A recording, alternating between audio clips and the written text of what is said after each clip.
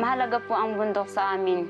Kasi doon po namin kinukuha yung source namin ng water, yung hangin na nilalanghap namin, yung fresh air.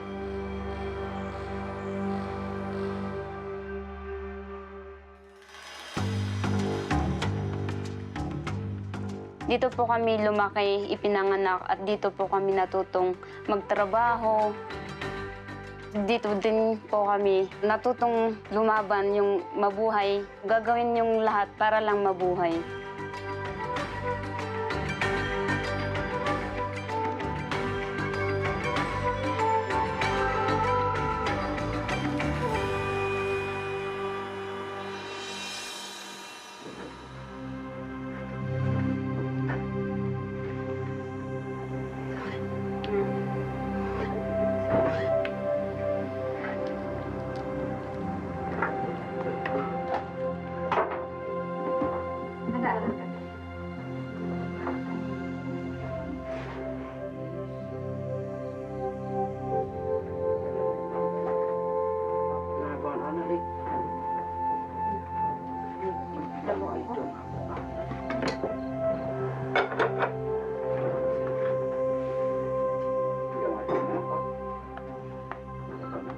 At 3 in the morning, on a weekend, Jerilyn Guinyawan starts her journey to Purgatory.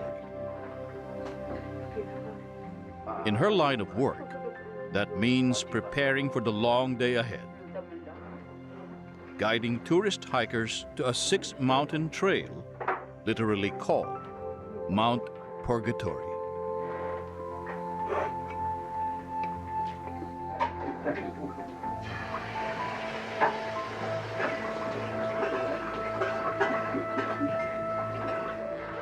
Pagka po nag-get po kami, ma'am, dinadala namin bonnet, tapos siyempre jacket po, and then damit, set ng damit pang gagamitin namin bukas. Tapos toothpaste and toothbrush, payong po para sa pag mainit gagamitin po, and then baon, and then pang-ilaw po.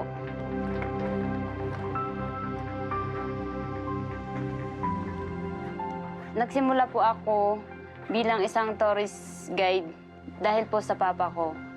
Sinasama po kami sa seminar nila.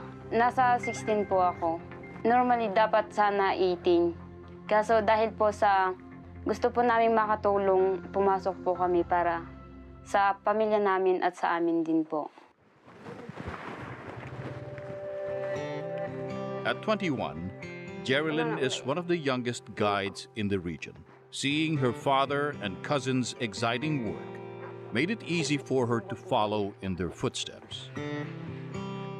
Para maging isang regular na guide, kailangan mo din sumama sa mga training, mga DOT po or iba't ibang ano po ng government.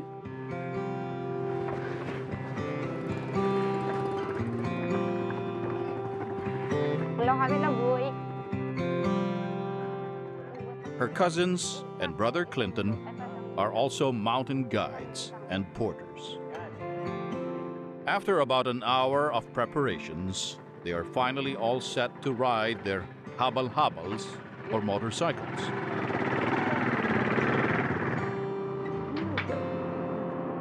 They still need to go to their office to meet the tourists. Nasa 50 plus kaming guides, pero konti lang yung active ngayon. So, nasa 20 siguro. And din-distribute yun sa mga turista every ng 5 packs po.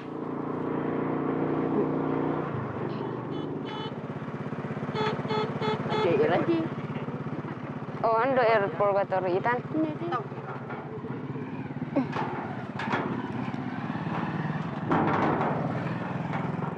And then ito po yung jump off nyo mamaya. Ito po yung start ng An orientation is prepared for the tourists, relaying the do's and don'ts in the mountains.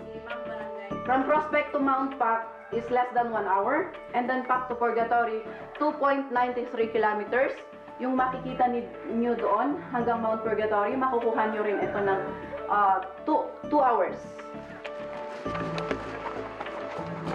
Tara din, sir. Jerilyn can relate to the excitement of first-time hikers in Mount Purgatory. And she takes it to heart to help them appreciate this mountain and keep them safe in their 11-hour trek. Gilid po kayo, mama. Baka kasi may dadaan na sasakyan. Yung iba hindi mauna sa gate kasi marami tayong umakyat ngayon. So baka magmi-mix na sa taas eh. So, tapos pag hindi alam yung daan or nalilito, uminto na lang tapos antayin yung next na ano. Anong oras na? 9:22. So nag-start tayo ng 9:35. Bilang isang guide, kailangang patient ka po pagka nag-guide ka. Tapos, yung maalagaan mo sila hanggang sa pagdating nila at hanggang sa pag-uwi nila po.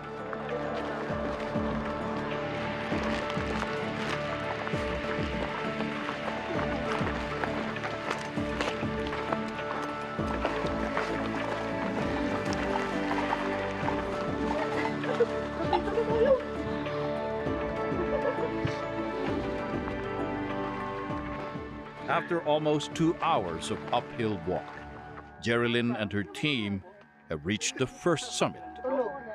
Andito na po tayo sa Mount Mangago.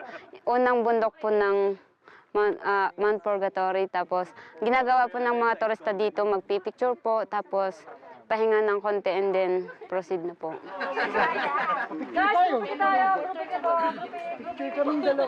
Mount Mangago kasi yung mga nangangalakal galing ng region to sa yung Kabayo, dito sila inaabutan ng yung liwayway ng araw. Mangago po, meaning yung paglabas ng araw. 1, 2, 3.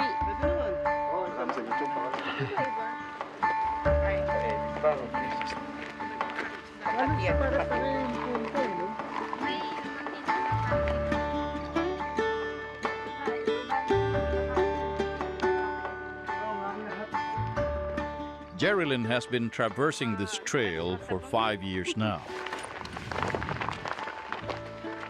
She knows this route like the back of her hand. Yet each hike is an opportunity to learn something new. Una po, kwentuhan po about sa mga bundok-bundok hanggang sa yung kilalanin sila and magbigay po ng yung sarili-sariling experience po or ano po yung dapat gawin dito sa bundok na to, anong makikita, ganun po, ma'am.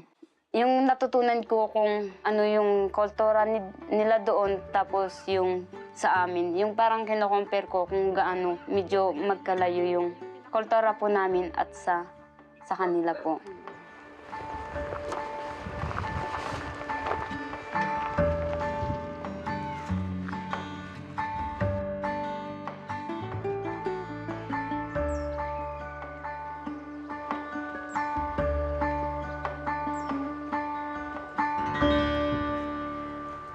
Ito na po yung entrance ng Mossy Forest, sir. Dito po, kailangan po nating hindi maghiwa-hiwalay kasi po may nakatira dito na ihihiwalay kayo, ganun po. Ingat po, sir.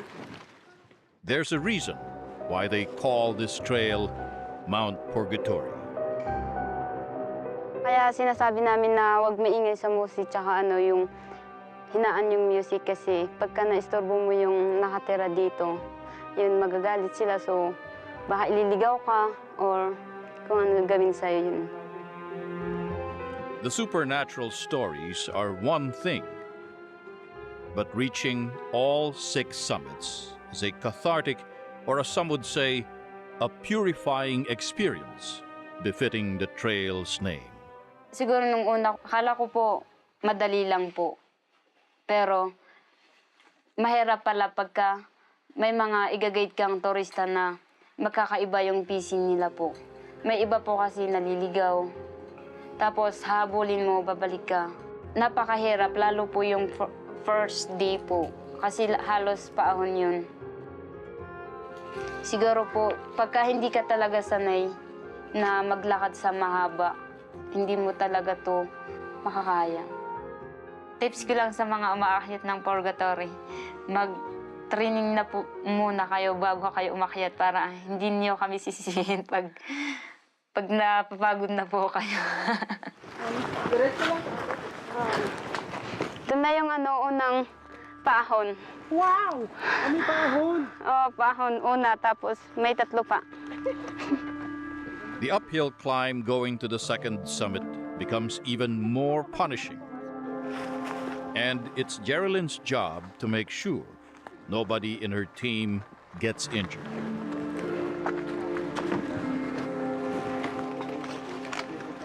Tinawag po siyang Mount Pac, pero dati tinawag siyang Mount Banshila or Bandila kasi dito itinaas yung bandila ng World War II.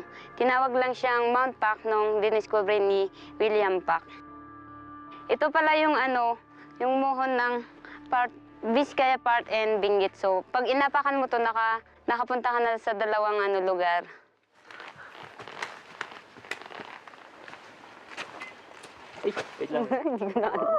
After reaching Mount Pac, a sigh of relief for the easier route ahead. Guides like Geralyn earn a minimum of 1,000 pesos for a day or night hike. Siguro ang pinaka mahirap kong experience dito is pag-guide nung may bagyo po. Kasi po, iniisip mo po kung paano kayo, kung itutuloy niyo ba o babalik po kayo. Tapos, yung isa pong karanasan ko dito is yung magabihan po kami hanggang 10 p.m. Naglalakad po kami na umuulan po. Siyempre po, natatakot po ako. Kasi akala ko baka may mangyari sa mga ginate ko tapos kami yung sisihin. Kailangan po talaga namin silang protektahan.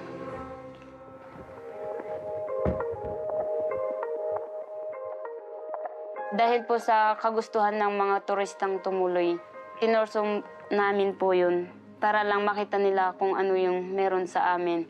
And ang ginawa lang po namin is protektahan na lang po sila. Mga 3 minutes lang po kami papahinga and din lakad lang po para po makaiwas kami at makarating agad sa kinaroroonan po namin. Geralyn knows hers is a dangerous job. But because she does it for her family, she soldiers on. Pinapakita ko po sa kanila na hindi ako napapagod, na lagi po akong masaya para po sila din ma-motivate na kaya din natin to. Smile lang hanggang kaya mo pa. Kahit alam mong pagod ka na, smile ka pa rin para makarating ka kung saan ka pupunta. Ito po yung gamit nila dati ng sinabi ni Ma'am Serfina na ginamit sila pang lodging po. Tapos yung isa po andun po.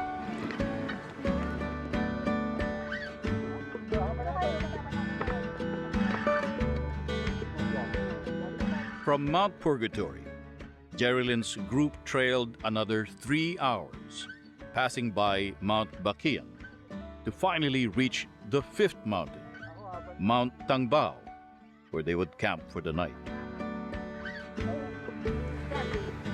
Alam mo kung mataba ka, roasted pork.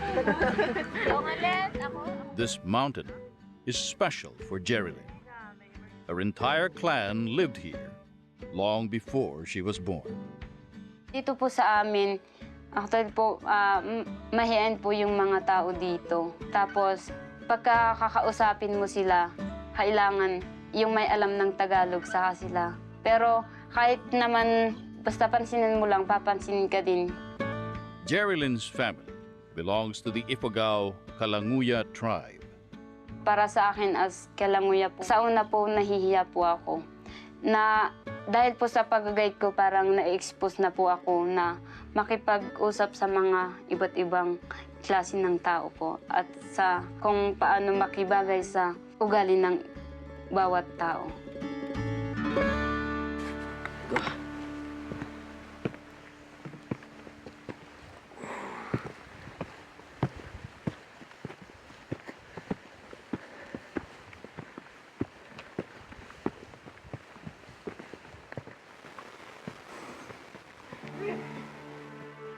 The next day, The tourists started trekking before 5 o'clock in the morning to watch the sunrise atop Mount Comcompol, the last mountain on the trail.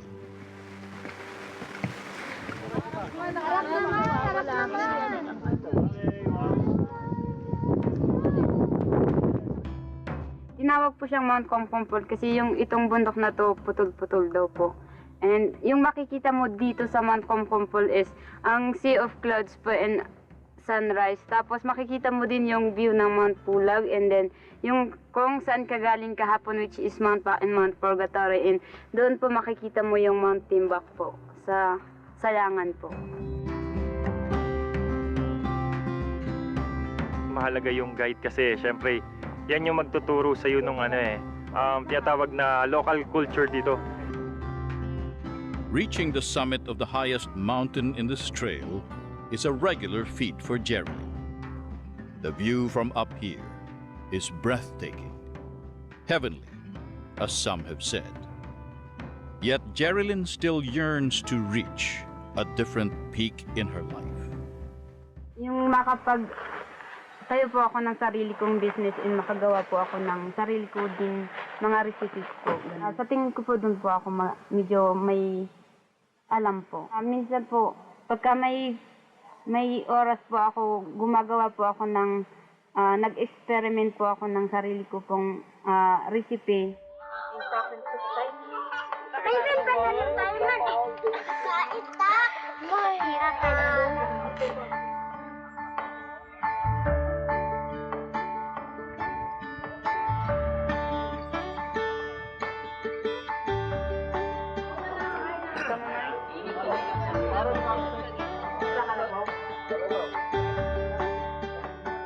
Yung pinaka namin dito sa bundok is ang paglalako po ng kamote.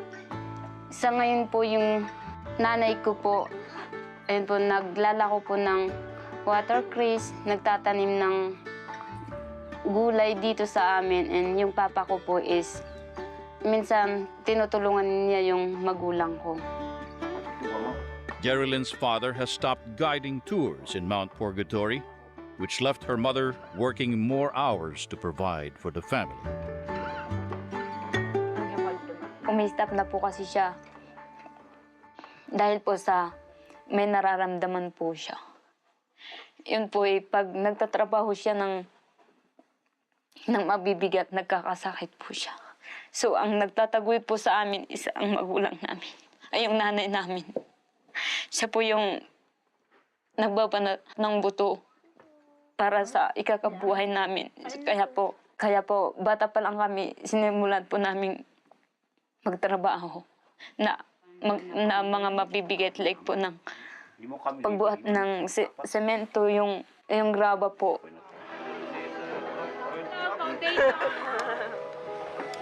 Tourists do not just come to Mount Purgatory to experience a heart-wrenching climb.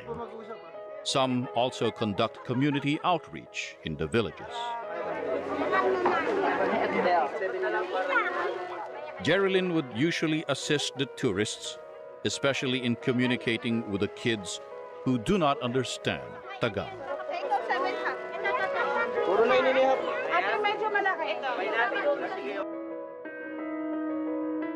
This rich mountain is home to the Kalanguya tribe. Tinanong niya muna daw yung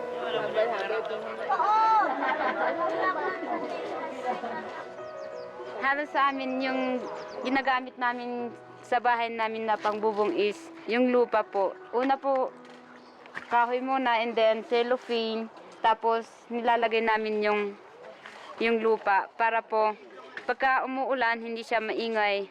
At parang pamalit din namin sa yero kasi mahal ngayon ang yero. Most families here live a simple life. But Jerilyn has bigger dreams, and she yearns to come home when she can already help her family. Pangarap ko po balang araw na maiahon ko po yung pamilya ko, matulungan ko sila. Pagkatapos ko po ngayon sa pag-aral. Gusto ko po magkaroon o humanap ng ibang trabaho po na magiging regular po ako at yung maayos po.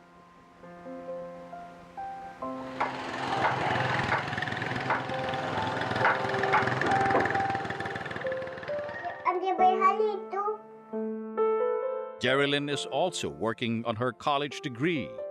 Fourth year college na po ako and graduating po ako as Bachelor of Science in Industrial Technology, major in food technology po. She interns at one of the local restaurants, serving tourists in Benguet.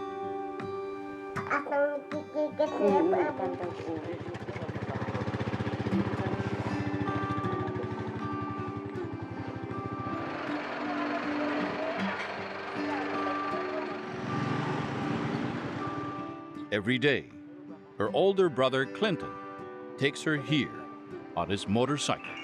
Ato ka tiniksan na intiks ko sa sikat. Ang yung trabaho ko po dito ngayon is as a service crew lang po. Gusto ko po sanang matutong magluto kung ano yung putahe dito na siniserve po nila. Para po yung kaalaman ko po madagdagan pa po.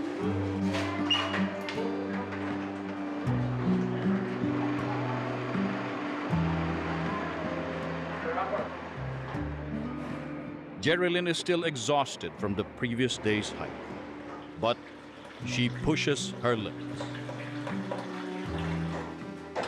Imbis nga mag-study po ako, parang unahin ko muna yung pag-guide ko bago hindi ako makapag-aral ng mabuti po kasi kulang yung halimbawa yung oras ko po. Sinasacrifice ko yun para makatulong ako sa pamilya ko din. She values her education. Kapag graduating na po sila or patapos na po sila, nag-i-stop na po sila dahil sa trabaho, nakikipag-asawa na agad po. Sa akin po, may plano po akong tapusin ko muna yung pag-aral ko, unahin ko muna yung pamilya ko po. As graduation draws near, Jerilyn needs to complete her internship and one last coursework.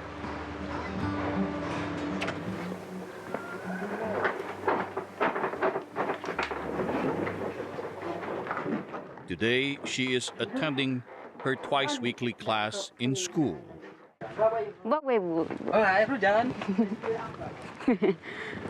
Isa ngayon po, papunta na po kami sa school sa Benguet State University, Bukod Campus.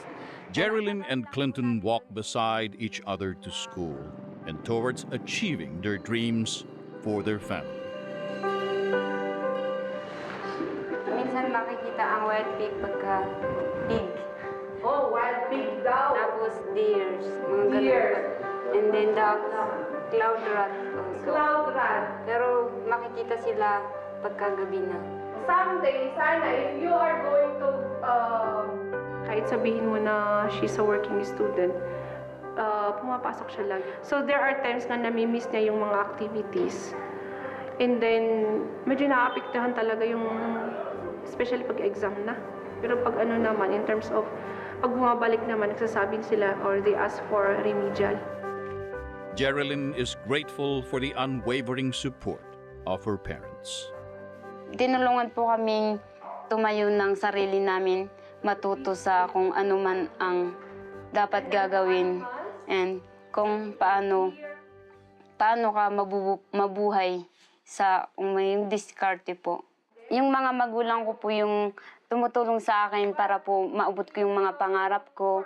Ginagayad po nila ako sa pagtuturo na kailangan mong hindi lahat iasa sa kanila.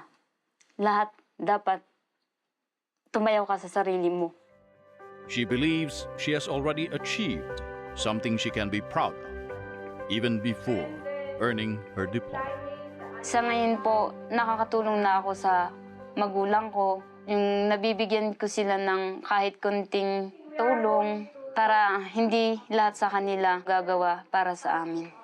Handa naman po ako para po sa kanila, para po mabigyan ko sila ng magandang buhay, hindi sila magtitinda ng gulay galing dito sa taas tapos ibababa.